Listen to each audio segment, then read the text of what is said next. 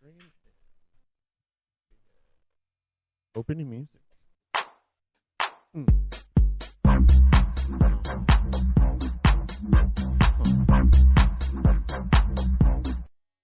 This is the way.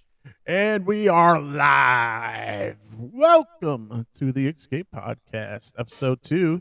Adam, today we are talking about Book of Boba Fett, chapter 5, and probably, whatever else we want to talk about. But, man, there was so much going on in that episode. It was we got to do a video. So, Yeah, absolutely. 110%. It was awesome. It was just awesome. Yeah, it's one of those, Book of Boba Fett, I hate to call it disappointing, but it's been such a disappointment. It's been such a lackluster event where even because I was going through IMDb and, when you pull up the different episodes and it's like 604, 9.5 for this one. I'm like, that feels right. But, yeah, it was definitely one of those holy, wow, I missed Mando. Even just when they played the music, I'm like, oh yeah, that's the good stuff. Yes. But just seeing him show up, and it was just golly, that was that was a lot of fun. It was just a fun episode where I'm just like, holy crap! There's one, they're not on Tatooine. Well, they didn't start off on Tatooine. They started off, somewhere else. Somewhere else, Not Tatooine. And it was just what should have been Boba Fett doing Boba Fett shit, but it's Mando. So doing Mando's shit. I love this. So it starts off. I just gotta say this one thing. I don't mean to cut you off, but I was talking about the episode today at work with my friend, and I just started kind of going through it, this and that, and he, he already saw it, so he's like, yeah, and I'm like, I said, just like my brain couldn't compute anymore, and I just stopped and went, I just love that character. Yeah, you know what I mean? Well, not just you. You can tell Jon Favreau loves that character too. So, it was. Yeah. I'll tell you when, that opening scene with the fight with the Platonians there, or as I like to call them, the Cleveland Brown fans. That's what they remind me of. But because the dog pound, man, that's what they're known for. They put those stupid masks on and they look just like the Platonians. But okay, yeah. So they look a lot like bulldogs, basically. And so, he starts doing the whole "I can bring you in, or I can bring you in warm. I can bring you in cold." I'm like, cold. Oh, yeah. Oh. And then he breaks out the Darksaber. Oh, I know. And then he cut himself with it. Well, that's the thing. And it was such a weird because he's fighting all these Clatonians, and because clearly he's not going in willingly, so he starts fighting all these Clatonians, and it got to they're biting him because they're like bulldogs or whatever. And I was just like, they're biting him. And then when he takes the guy and he pins him to the table with his vibroblade, and then he cuts him in half, I just screamed, "Holy shit!" And my wife's like, What's going on? I'm like, he's cutting people in half. This is what I'm talking about. And I'm just like, man. Oh my! I was like, this is it. This is what it should have been from the beginning. They started to get into a little bit of that in, chapter 4, where, he gets the ship and he starts, killing off the biker gang guys. And I was like, finally, a little bit of Boba Fett doing Boba Fett stuff, But this was just a whole oh yeah. The whole episode is like, no, this is what Star Wars, this is what we've been missing, Absolutely, 110%.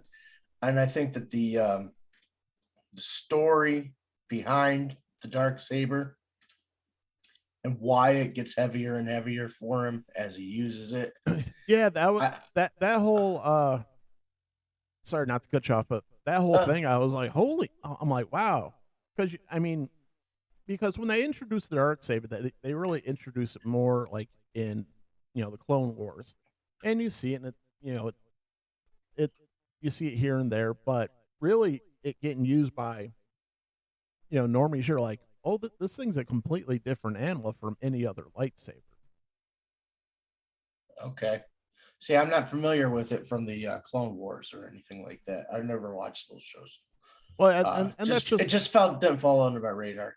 No, and I had to go back and watch it too, but it was just one because that's where they really introduced it. But like I said, it's got complete different properties from the standard lightsaber, where anybody can pick up a standard lightsaber and cut themselves like Mando did, which was one of the nice things. Where I'm like, how do people not cut the crap out of themselves? And Mando's like, ugh. Yeah. And you think about it, if you mess up with a lightsaber or the Darksaber, doesn't matter. If you mess up, it's like you might mess up pretty damn good. You know what I mean? Like, you're not getting that hand back. Well, in Star Wars, you might get a mechanical one. Right. Yeah. But that was the thing, because he hits himself, like barely touches himself, and dude, he was done. Like, that lady was not being that was not the, you can put anything on that for the rest of the time. So he goes and turns his the bounty in, and he's negotiating with the guy, and finally he gets the information that he wants. So he's like, I'm trying to get to the substrata, and so he turns on his UV vision or whatever, and he starts seeing all these arrows. And who does he link back up with? The Armorer and Paz Villa. So I was very excited just to see those guys again. I was like, the heavy Mandalorian makes me feel good seeing that there's bigger Mandalorian guys out there. Yeah, absolutely. And when they did the close up on him, the next thing you saw after the close up was a George Lucas, transition. Right. Like, it either went like this or something like that. Yeah, or it had the woo. Yeah, one of those goofy wipes. Yeah. Right. And a wipe you're really only allowed to use in a Star Wars movie, or if you're trying to pay homage to it, like artistically. You would never see like Steven Spielberg or anybody else use one of those. It's not theirs. No, it's you don't use those shape wipes unless you're, like you said, unless you're basically saying, yeah, I stole this from George Lucas. So yeah, but as soon as I saw the close up and the wipe, I said, he's going to challenge him for the Darksaber. Well, I already know it. Well, that's the thing, because then the Armor really goes into a nice deep lore of the Mandalore, and talking about the Night of 1,000 Tears, and they do, oh my gosh, they showed the flashback of the bombers, and the bombers just destroying Mandalore, and I'm just like, holy crap, like destroying the temple and everything. You're just like, holy moly, like they just completely laid waste to that place, and then showing basically like the T2, where they show that they're hey buddy, and then they just hops in. Yeah, I say Cypress probably hop in pretty soon once realize I'm bored, but so they show just all the Mandalorians just getting completely annihilated, and you see probe droids, and you see the K2 droids. I forget the name of those droids, but the droid from Rogue One, and the Armor really just goes into really big time detail about what happened. Yeah, big time detail, talking about how what's his name? Paz Villa's an heir, not an heir, but he's part of the family that started or created the Darksaber. Sorry. Yes. So. Well, and they also bring up a couple of things. One, they talk about Moff Gideon, how he should have been put to death, and justice. The justice that the Republic is going to give him is not enough. Yeah, he's for just what he's done. he's just basically waiting on his trial essentially right now. So Right. And you know that something's coming about that. Then right. they're going to bring that up. Then, because you don't just take I don't think you take an actor like Espinito, um, and Oh no. just, thanks for showing up. Yeah, And here's a bit part for you. Yeah, I don't do bit parts. I'm awesome, and he's right. So right. And then Bo Katan, they start talking about Bo Katan, and she's still out there. We don't know what has right. happened with Bo Katan. Yep. And you learn that she was gifted the saber, and you have to win it in. Well, we already know you gotta acquire it by winning in battle. Yeah, because they do that whole thing in Star Wars Rebels, the cartoon, I believe. Oh, okay. I didn't know that. I know that they tell you that in the Mandalorian, but they didn't tell you that in Rebel, or I mean, they didn't tell you in the Mandalorian that she had already had it once, and yeah, it brought ruin to Mandalore. Yeah, and that's the thing. They kind of get into the really deep, hardcore uh, theological religion of the Mandalorians, where yeah, she kind of says, well, they strayed from the way, right? And Yeah. that's the reason for that was the reason for the downfall of Mandalore. And then they actually have Paz Villa actually talking about Mando injuring his leg, tends to his leg, and as she's telling the whole story about the dark saber, you can totally see that. Like I said, they look at each other and they're like, "Oh, we're gonna fight later. Don't you worry about that. We're gonna fight later because that's the only way. That's the proper way for the dark saber to actually change hands." Change hands. So you think she's going to battle him? No, I meant Paz Vizsla Oh, that okay. looked at at the Mandalorian, and you go, "Oh no, we're gonna fight later. Don't you worry, we're gonna fight." And they do fight. And they do fight. And they do fight. And it's one of those. It's a very much hey, we're gonna duel, and you know it's very. The armor's like, okay, you guys want to fight? Let's do it, and they battle. Uh, Eventually, Mando gets the upper hand on him, and gets the vibro blade to his throat, and that's when the armor says, okay, but have you taken off your helmet? Paz is like, no. Mando's like, uh, mm, yeah, I have. yeah, he admits to it, which is crazy. I was like, I wonder what's going to happen here. You know what I mean? Yeah, and that was and the only way to basically redeem yourself is you have to go take a dip in the lakes of Mandalore, which I guess are underneath the crust of Mandalore. So that immediately sets Mando on his next mission, but he stops in our favorite place, Tatooine.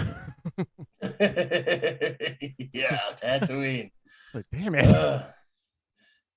Yeah, I don't know how I feel about the new ship. He gets a new ship, but let's back that up for a minute. Sure. The armor made something from that Beskar spear. Well, for that was the other thing too. So from if everybody knows, so from the end of season 2 of Mandalorian, he has the spear made out of Beskar, and the armor basically says it's meant for defense only. For armor, it's not made for offense. It's not made to be a weapon. So they start. He's like, all right, cool. Make it into an armor. Yeah. So he's like, well, what do you want to do? What do you want to make it into? And he goes, oh, I want something for Grogu. I hope it wasn't like an extra knob or something from the Razor Crest or whatever. You know what I mean? Right. I was sitting there going, what is that? What is that would fit in that little cloth? Yeah, and you start to see it, the makings of like little chainmail and all that. And oh, that's true. And so it's probably just a little something, but I think it's part of it is going to be, and this is me just hypothetically speaking, he's trying to go find Grogu, and it'll be probably the last time he actually shows his face. So that works in two ways. One, you don't need Pedro Pascal anymore, bitching about having to keep the helmet on the whole time. Now you can have any actor, in his place, not have to worry about it, and that works so easy for production because, and that's one of the great things about Mandalorians. Hey, we just need you to wear a helmet. We don't need you if you're good looking. Like, just wear this helmet, and we'll be fine. And so you can do all types of shows. So also, there's a thing I thought of. If maybe he never makes it to those lakes for that redemption or whatever, and perhaps he becomes a little bit like Bo-Katan, where he's like, well, I'm still a Mandalorian. You can't take that away from me, kind of a thing. And maybe we end up seeing more Pedro Pascal face, which I don't want, but I can see them going that way. Right. So, but that's just me completely, just conjecture on my part because I think it's one of those. It's anytime you have shows like this, you have people wrapped up in big contracts, long contracts. He doesn't want to play He wants to be a Mandalorian, but he does want to play a Mandalorian. Where they keep the helmet on the whole time. So I hope you're right. I hope you're right. I don't want to be right on this one. It'd just be one of those things where like, hey man, we just need your voice. And then after a while, Mando gets in a fight, has voice problems. Now you just have a voice actor, and you can thanks Pedro, have a good day. You go do your thing. So yeah. So long, Mr. Not Maxwell Lord. So, but he does go back to Tatooine, and he goes and sees his buddy. What's her name here? So, Carla from Cheers. Carla.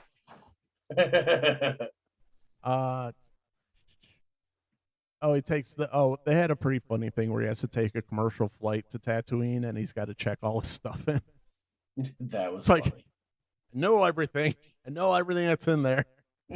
I'm a Mandalorian. It's my religion. Yeah. He plays a religion card. So he goes to see Peli, the mechanic. So she tries to sell him on this ship. And what type of ship is it, Adam? It's a Nubian ship commissioned for the buyer for the Queen of Naboo. Yeah, likely the queen we think of, that we know. Yeah, so Queen Amidala. It is a Naboo starfighter, and basically it turns into like a race car. They soup it all up, and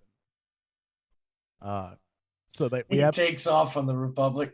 Yeah, cops. That was great. Well, we have a classic '80s montage of them putting the thing together and all that stuff, and I was like, miss a nice '80s montage of building stuff. So. One fun fact is the younger X-Wing pilot, probably don't recognize him, but you've seen his body before. He was the stand-in for Luke Skywalker at the end of Mandalorian. At the end of Mandalorian. So yep. So he's kind of a step down. Well, he's there now. So yeah. He's in the house. I it's throughout the day I've accidentally listened to some Star Wars theory videos, so we're gonna get into some of those later. But it's interesting that he's hanging around. So yeah, but so where we're at, so he takes the spaceship, takes off, and then we end up. There's an awkward part where she's talking about dating Jawas. That was weird. A little bit weird. Yeah, that was funny. I was like, oh no, a Jawa's gonna take his hood off. I was like, don't do that. Right. Don't do that. I don't want to know what those light bright coins are for eyes. Don't do that. Right. Right. So, and they do because they do mention at the end of chapter 4 that Boba's going to need some muscle, right? And so, and that's when you heard the Mando music. Yep. And so he runs into Fennec Shan. Fennec's like, hey, We need your help. And she throws him a pouch of money and basically says, "Yeah, no." And this is where you realize that uh, Mando's he's very savvy in that world. Where he's like I assume he knows what's going on, that Boba's trying to take over Tatooine. So he's kind of like, no, this one's on the house, just because Yeah. one, Mandalorian to Mandalorian, but also, hey, you're the next guy in power. So, you know which way the wind's flowing on that one. Right. Absolutely. it. I full disclosure have not watched the middle episodes of uh, Book of Boba Fett yet, but I do vividly remember and was like jumping out of my chair when Boba Fett showed up in Mandalorian and just was smoking people, Yeah. you know. Um, so I'm hoping to see that Boba Fett fairly soon. Well, that's the thing. It's far and away the best episode of the Book of Boba Fett, and Boba Fett ain't in it. Well, yeah, it was the precursor, the prelude to the next story, So Yeah. So overall, a really fun episode, great episode. Is there some people like say is there key jang, key jingling and all that? There sure is, but you know what? It was a lot of fun anyways, and far and away the best episode so far.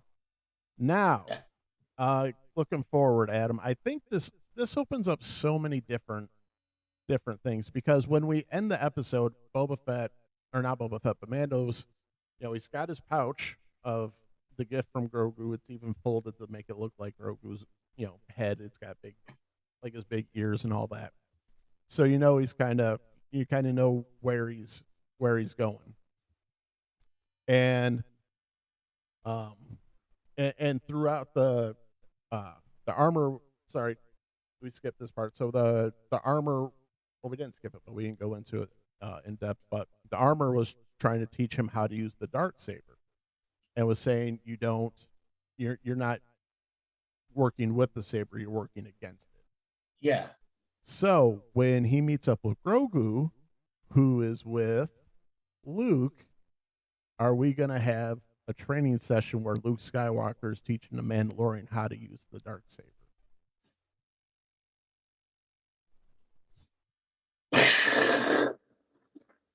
That With a shockwave. right. And there have been rumors that Harrison Ford has been into uh brought back into the Star Wars fold to shoot some things. So this is not my theory. This is going off the Star Wars theory, one of his videos I was listening to earlier today. Where are they going to try and do what the sequel trilogy never did, was get Luke, Han, and Leia in the screen at the same time. Obviously, this is going to be all done digitally and all that, but are they actually going to give the shot that the fans have not needed, or not, some have wanted, but they really deserved throughout Dying for it. Yeah, before uh before Princess Leia passed, Carrie Fisher passed, you had an opportunity and they never did it. And it was such a shame. And that's one of the things that so many Star Wars fans have, were really crying out for. You had a chance to put all these, put the original characters on the screen at the same time, and they never did it. Now, Star Wars fan theory is saying if they meet up with Han, Luke, and Leia, and Grogu on the Millennium Falcon, and they do the whole training session, like, talk about, like, oh my gosh, like, I didn't know I needed that. I didn't know I wanted that. Now I do. Thanks. Yeah. Thanks, Star Wars theory. Man. How do you? I guess John Favreau could pull that off. He could pull that off quite well. He's a smart guy, good writer. I don't know if they should do it though. If No, they can, I'm not sure. It sounds great, man. You Right. know, it sounds like that sounds like the dish of candy I want right in front of me. Yeah, that You know, that that but that sounds like one of those, like, man, that'd be way too good to be true, and it'd be the ultimate, you know, key jangling once again. But man, if they had a whole scene where they were back on the Millennium Falcon and Luke is showing, like Obi-Wan did yeah, a training session on the Millennium Falcon, showing the Mando how to use the dark saber. that would be awesome. I would just worry that they wouldn't get it right. That's you. If you do that scene, you better get it right. You better do it right. Well, You know. just like No Way Home, there's a good way to do it and there's a bad way to do it. Like you said, you better get that right. Yeah, I mean that would be an ambitious episode, Right. and Well, not just and episode. I mean, I obviously that would be multiple episodes, and I'm not even sure if that would be something that they would do in Book of Boba Fett, or if they waited till, you know, season 3 of Mandalorian, because that's how I feel about this. Where I'm like, this is basically the start of season. This seems like this would be episode 1 of season 3 of Mandalorian. yeah, yeah, or like a zero issue. Yeah, yeah, right. Yeah. Do they do those anymore? Yeah, well, yeah, they did it during the New 52. Oh, okay. Yeah, it was cool. You got all the way to 12 issues, so you know a year has gone by. So the 13th issue was zero, and then it was like an origin of whatever character it was, and then after zero was 13, 14, 15, 16 in concession like that. Right. So, But yeah. So I'm, oh, geez, because this show really was the last strip of hope that I had for Disney Star Wars. And man, this episode came in and just really, I'm not going to say I'm back in, but it gives you that just a little bit like, wait, this is still a fun place to be. This can still be a fun place to be. yeah, absolutely. And again, I got to tell everyone out there, I haven't seen the other episodes of the Book of Boba Fett, As but but it is as divisive. as everybody else knows, you're not missing much. And then there's some that would say, "Oh, it's great." I know a couple of people who have been saying it's great. Sure. Like I said, our friend of the show, Jim, there tells me, he goes, "You got to start watching Book of Boba Fett. It's getting good." But see, just for somebody who loves sci-fi like that to say it's getting good, Right. like it's like, well, do I really got to sit down and watch episode 2? That gets back to, like, you know WandaVision, all that. Everybody's like, no, you got to wait till episode 5 till it gets good. I was like, no, I don't. I'm not. It's like, I'm not wasting 5 episodes. That, and if it's 4, you got to wait to for 4 episodes. But the thing about WandaVision is like it's kind of like, I don't know if it's just an observation kind of a thing. I'm not saying it's good. I'm not saying it's bad, but Marvel kind of depends on everybody who watches their stuff knowing what's going on, and that's could be a good thing, could be a bad thing. Now, if they didn't have that kind of following, that show WandaVision wouldn't even have made it. I mean, it was too. I'm like, what is this? But once you get to that episode 4, I mean, it's not like you're watching bad television. No, you know what I mean? but it's just well, you have to wait. I was like, no, I'll just skip to episode this. If that's that was my only comparison. Did you miss? Did you watch all of it and not see that? Not the others? WandaVision? Yeah. No, I haven't even finished WandaVision yet. Oh, okay. I was gonna say, don't miss the 70s episodes and don't miss the 80s episodes. And then I was gonna say, definitely don't miss the 90s episodes, because they're sitting around like with the Modern Family. They got like a Modern Family episode, right, where everything's going on, and the next thing you see is Elizabeth Olsen sitting in a chair going, well, this is my day, talking to whoever being interviewed. You know what I mean? right. And it's like really cool. But then when the big reveal comes, it's Yeah, it's pretty wild. It's wild. And then they really do mess with the wrong woman. I'm telling you. It wasn't it was not pleasant for them. So say hi. Say hi. Hello, and I am very, very detention wanting. So And I just gave it more attention. maybe she'll play with her little mouse now for another 10 minutes and then come back. So, what do you think? I like your shirt. Oh yeah, yeah. It's Boba Fett drinking a boba tea. Nice. It's Mine's kind of Star Wars related in a way. Here, I'll show you. there's levels to it.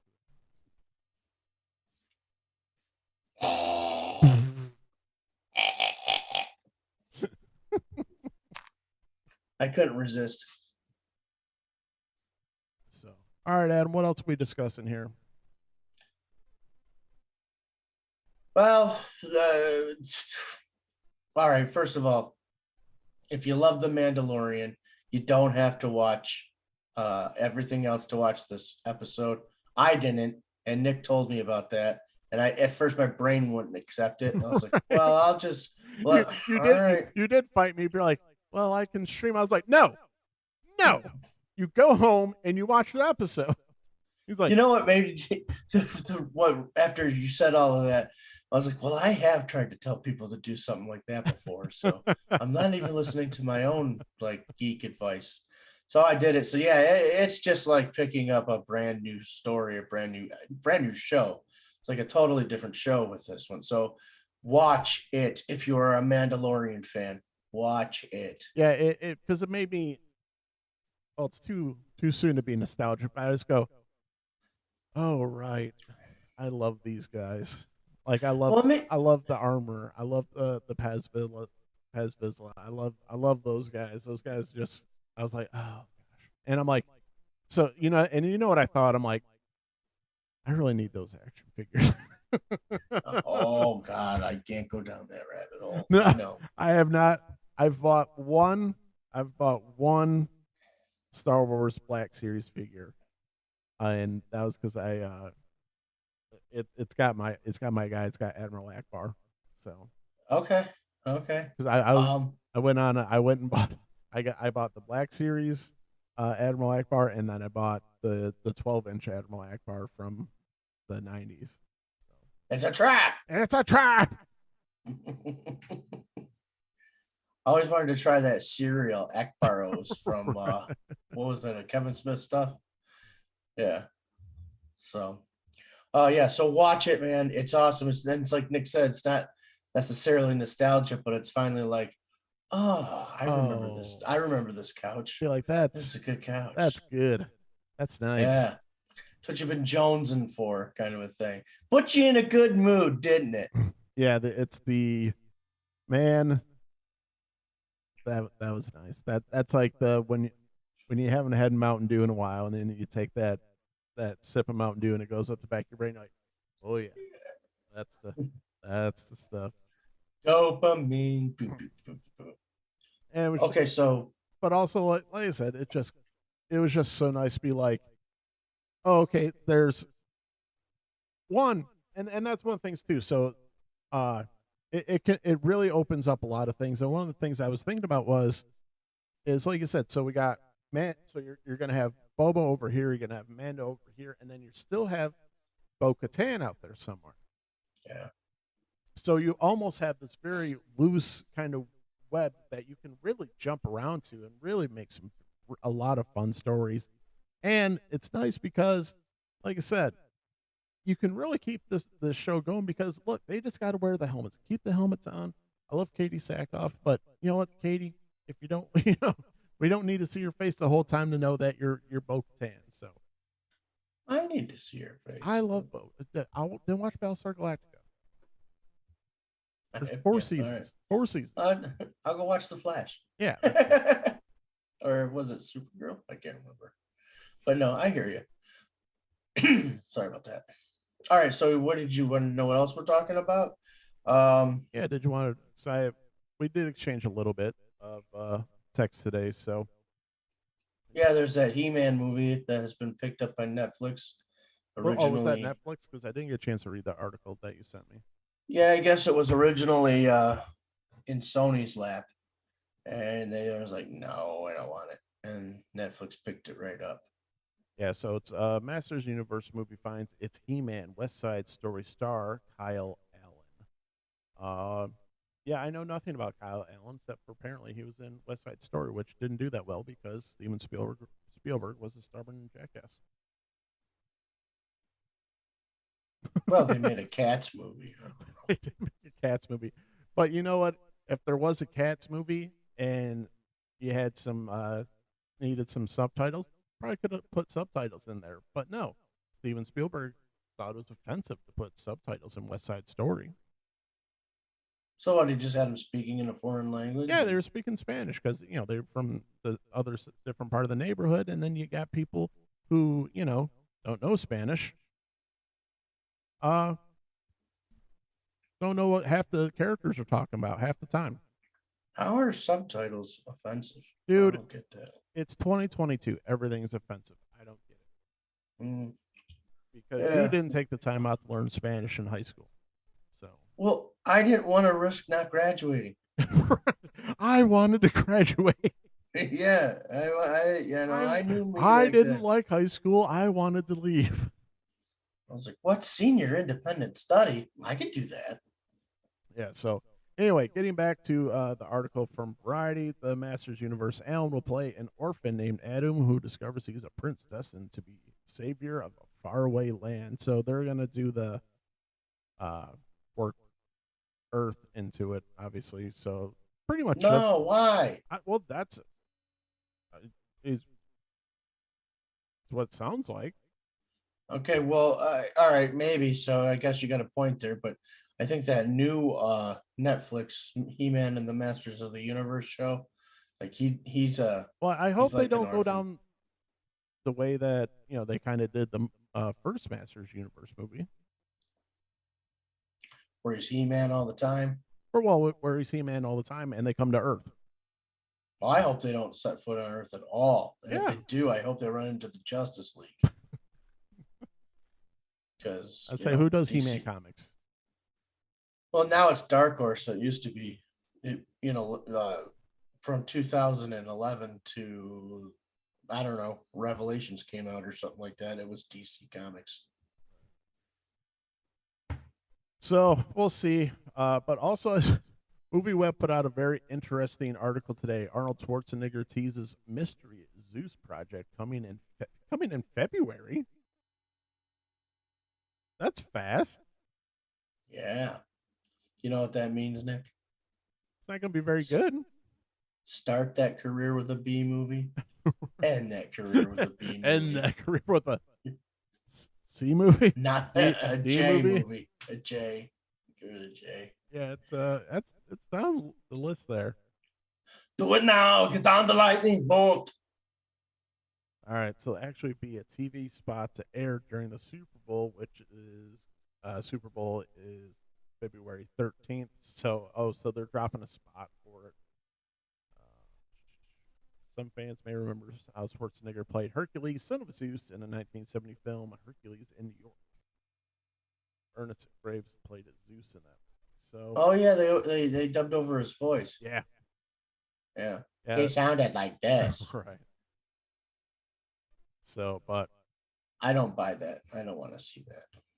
Yes, you know what? Certain things be like, Arnold, I love you, but I'm good. But you made Terminator Genesis, Arnold. And, for that, I can't forgive you. Yeah, you were part of killing the kid, Edward Furlong. Yeah, I mean, and you know what? They tried and tried and tried. God bless them to do right with the Terminator after Terminator 2, but it was like you blew all the good stuff you had on Terminator 2. You're not gonna, Yeah, that's one of the problems with having the sequel be so superior to the original, and you're like, yeah, it's like, where the hell do we go from here, man? Yeah, the original was meant to be a horror movie, and And the original's great. I mean, it's still my favorite one. Yeah. So, but yeah, Terminator. What's it called? The one with Christian Bale. No, no, no. Yeah. You know that one where he freaks out on everybody. I didn't like that either. Wasn't crazy about that one either. And then in Terminator Genesis, John Connor was a Terminator. That was Terminator Salvation. I remember seeing Rise of the Machines in theaters. That was okay, but it was still like I really liked the way that one ended. I don't remember how it ended, but I did like it. That one's got Nick Stahl, and Nick Stahl plays. I assume he plays John Connor, but he. Yeah. So they end up basically in a bunker, so that they can. So he's safe. Yeah, so he ends up with Claire Danes, Kate Brewster. So they're basically in a bunker when the bombs drop. So it's like, yeah, you were never going to change this. It was always going to happen. And we just wanted to make sure that John Connor survived. Exactly. Stop eating my Vampirella. Sorry. Personal statement there. I'm sorry. We're all sorry. So, all right, Adam. Any last words on The Mandalorian? Yeah, shut down this whole Book of Boba Fett stuff. And I mean, Book of Boba Fett. Yeah, I guess. Damn it! Right. Yeah, shut down this Book of Boba Fett stuff and let's see season 3. Now, Jon Favreau, Dave Filoni. Yeah, so it was one of those. Like I said, it was a lot of fun, but I was happy, but I also got mad, and I got sad. And then I was still excited, but it was still like, oh yeah, you completely screwed over Gina Carano, and you really, and this is I know I've said this before, but about Gina Carano being upset, but I was so intrigued by her character and what they were going to do with the Rangers series. I wanted to see that because I was like, I'd never seen Gina Carano's character like that before, where I'm like, I didn't know they had Rangers like that, especially Rangers that were running around, just punching people. Yeah. I didn't either. But good on you for remembering that. I forgot all about her. And it was God, and I was just like, man, I was just expecting her to like walk out from somewhere, especially in that where the space station was, just seeing like another Ranger walking around. I would just be like, man, but what are you gonna do? So, but I'm excited. I'm excited, but it's very tempered because they can still it can go south. I say they can still screw it up. It's my it's me being a Lions fan. I'm like, yes, they're doing something, but they can still screw it up. They're winning. They can screw it up at the last second. So yeah, I mean, in 3 minutes, a team could score like 4 touchdowns against the Lions. Like, yeah. But never understood that. Anyway, that's a different podcast. It's a curse. It truly is. So, but I think we're gonna wrap it up. All right, then. Well, everybody, thank you for watching today, and keep on coming back. Give us a like and a subscribe if you could, and feel free to comment below so we know what you want and what you like. So we'd like to hear from you too. As a matter of fact, I'll put a question out there for you. Here's the question: are you ready? How excited are you after seeing this episode of the Book of Boba Fett? How excited are you for the next season of The Mandalorian? Are you really excited? Not excited at all? Doesn't matter. What do you think? Let's do it on a star scale. 5 stars, very excited. 1 star, 0, not excited at all. Yeah, let's do that. So, all right, that's it, man. Love you guys. Yeah, so bum, bum, bum. I don't think we're gonna do a reaction video after every episode of Boba Fett or anything like that. So, but it was just one of those, man. It was a lot of fun, so we wanted to jump on here and talk about it and see what you guys thought of it. So, but we're typically we're gonna shoot for Tuesdays, right? For most streaming Tuesdays. days. Yeah, so, Tuesdays will be our streaming days. So check us out on Tuesdays if you got the time. Love for you guys to even jump in the chat and chat with us. And if we can, we'll definitely respond to you guys if we can. All figured out. So right. But thank you guys so much.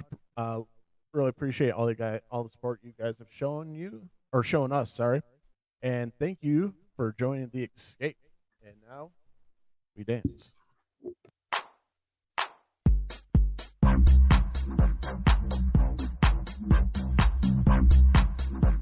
Good night.